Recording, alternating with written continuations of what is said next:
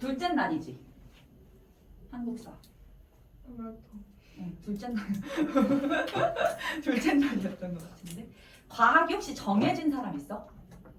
짚고? 그러면 일단은 그냥 제일 빠른 시간으로 얘들아 잡아 놓을게. 잡아는 놓고 1시부터 3시? 근데 만약에 과학이 그때랑 겹치면 일단 얘기를 해주고 양정도 같은 날에 한국사 시험이라가지고 걔네랑 뭐 어차피 그때는 거의 다 공부가 된 상태일 테니까 막 그냥 어차피 시간 조정이 할 수 있을 것 같고 내가 어디 이동을 하지 않으니까 통사는 정보랑 보잖아. 통사는 그냥 통사도 그냥 끝나자. 1시 하자. 통사 1시.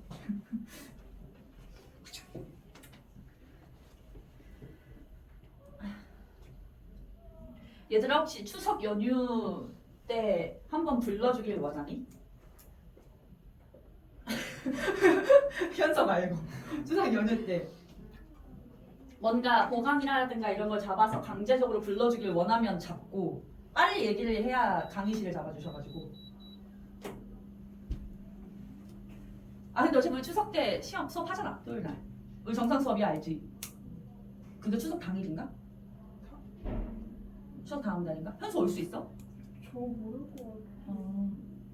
현수는 뭐 못 오면 어쩔 수 없지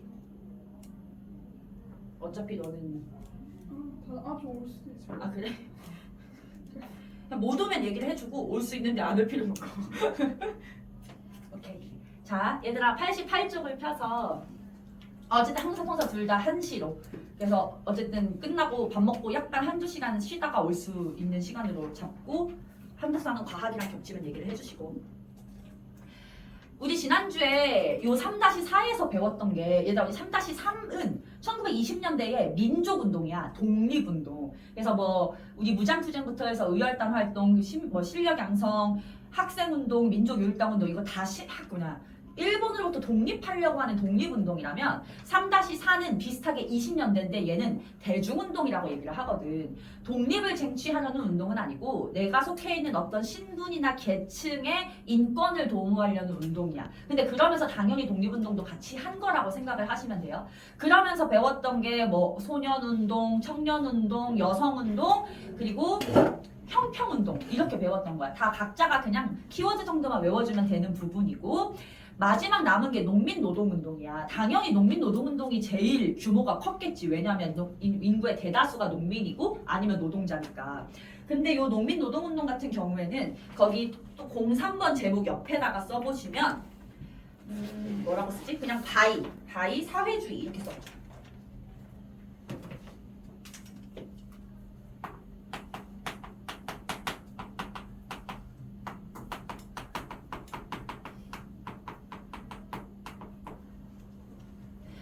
사회주의 기억나지? 사회주의는 부의 불평등을 해소하려고 하는 사상이어서 농민이나 노동자 같은 어떤 경제적인 입장에서 을에 해당되는 사람들의 편에 서려고 했던 거야. 이런 입장에서 생각하니까 자본가들 위주의 실력 양성운동을 비판하기도 했던 거지. 근데 농민 노동운동을 내가 이렇게 쓰기는 했지만 이거는 민족주의 운동이랑 비교하려고 쓴 거고 사회주의자가 시작한 건 아니야. 시작은 농민들 노동자들이 시작을 했는데 사회주의자가 지원을 많이 해준 거다라고 생각을 하시면 돼요. 왜냐면 현실적으로 우리나라 농민 노동자들은 배움이 거의 없다시피 했었기 때문에 그런 부족한 부분에 있어서 사회주의자가 도와줬다라고 보시면 되고요. 거기 표에 보시면 우리 농민운동은 다른 말로는 소작쟁의라고도 부를 거야. 왜냐면 너희들도 이미 배웠지만 토지조사사업과 산미증식계획을 거치면서 우리나라 농민의 대다수는 소작농으로 전락했단 말이야. 그렇기 때문에 소작쟁의라고 나왔을 때도 그냥 농민운동으로 받아들이시면 되는 거예요. 자 그리고 노동운동 이렇게 나와 있는데 표를 나눠놓은 거에다 보시면 1920년대하고 30년대로 내가 나눠놨어. 농민운동과 노동운동을 볼 때 있어서 가장 중요한 것은 20년대와 30년대를 비교하는 겁니다. 알겠죠? 자 그럼 20년대 소작쟁이 한번 볼게요. 얘들아. 20년대 소작쟁이는 주장 봐봐. 이 소작농들이 소작료를 인하해달라. 아니면 지세 부담, 세금 부담을 우리 소작농에게 전가하지 말아라. 그리고 소작권 이동. 우리 기억나지? 경작권이 부정되면서 소작농의 권한이 되게 축소가 됐었고 그냥 소작권 자체를 아무한테나 줄 수 있게 되면서 지주의 눈치를 봐야 했잖아. 그걸 갖다가 하지 말라라고 하는 운동이었어. 대체로 이제 지주에 대항하는 운동이었죠. 어렵지 않아 얘들아? 암태도 소작쟁이 별표합니다. 대표적인 소작쟁이야.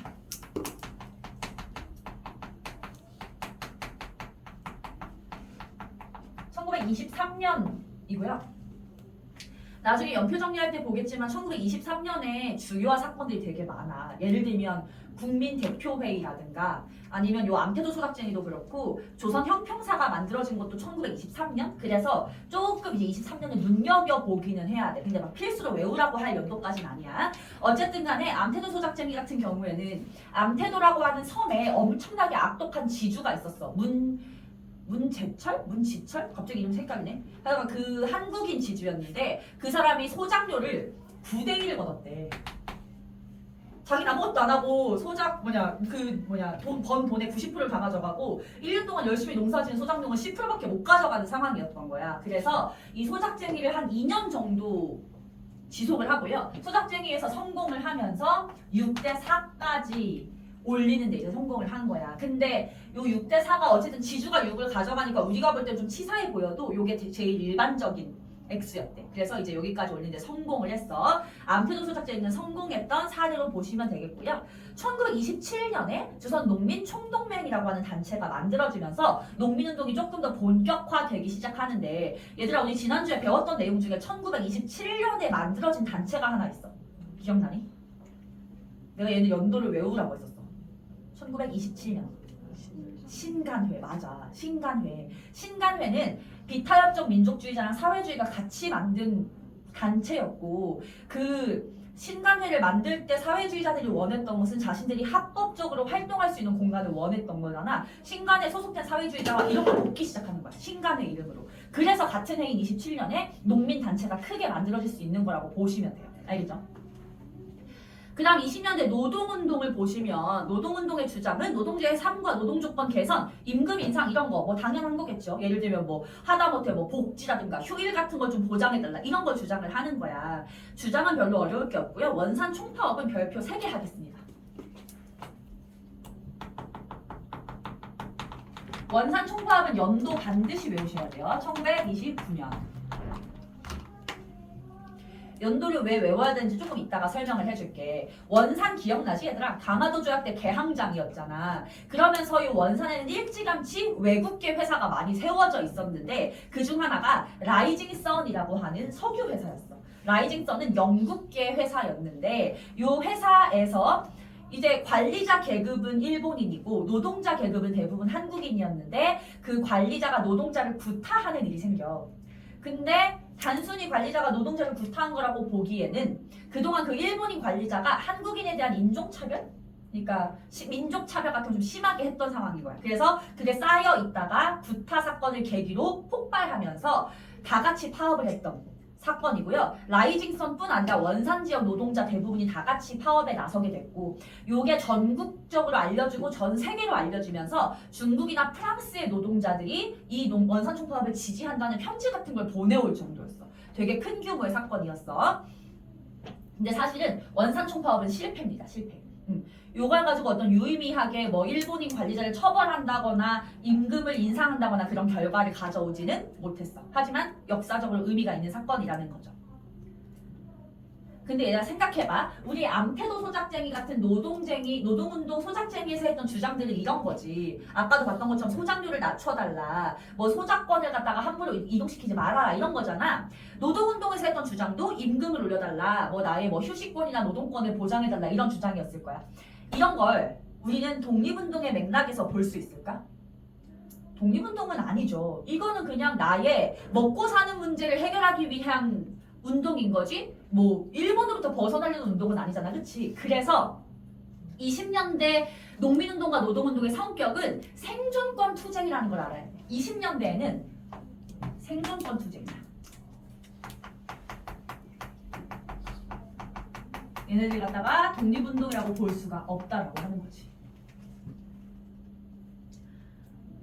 근데 얘가 생각해봐. 만약에 20년대에 이런 암태도 소작쟁이 같은 게 성공을 하고 원산 총파업도 성공을 해가지고 노동자랑 농민들의 어떤 삶의 조건이 개선됐다고 생각해보자. 그러면 그 노동자와 농민의 삶이 완벽하게 안정적이고 행복해질 수가 있었을까?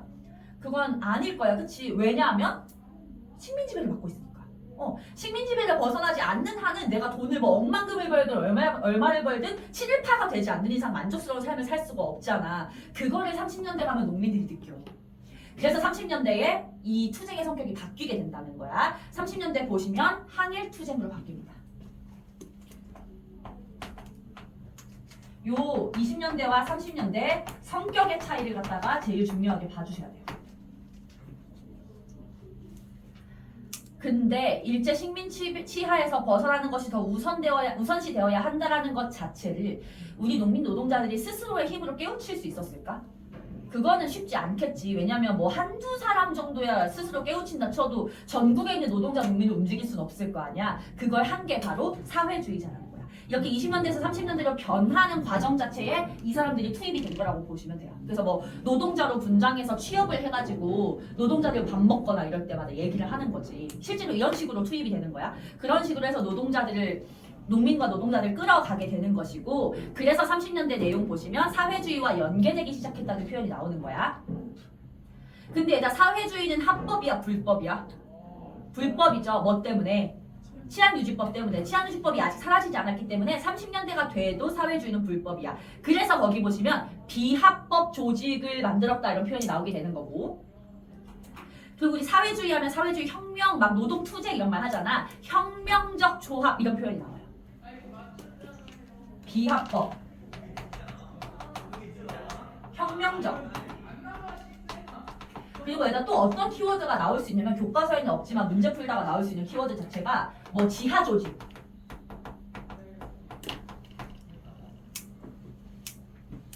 그리고 약간 폭력 이런 단어도 쓰일 수 있어. 과격화된다.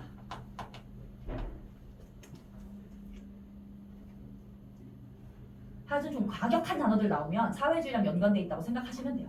우리가 배운 것처럼 민족주의자들은 실력 양성, 가만히 고상하게 앉아서 교육과 어떤 산업의 지능을 얘기하는 그런 고상한 스타일이라면, 사회주의는 몸으로 뛰는 과격한 스타일이기 때문에 이런 변화가 나타나는 거고, 요건 그냥 이런 단어가 나오면 사회주의랑 연결된 30년대구나를 잡는 정도의 키워드라고 보시면 됩니다. 그것만 보면 돼. 이러면 3-4가 끝이고요. 이제 우리 진짜 마지막 시험 범위 3-6으로 넘어갈 거예요. 얘들아. 일단 몇 쪽을 펴시냐면요. 130쪽을 펴는데 그 붉은 글씨 숫자를 보지 말고 작은 파란색 글씨를 봐야 돼.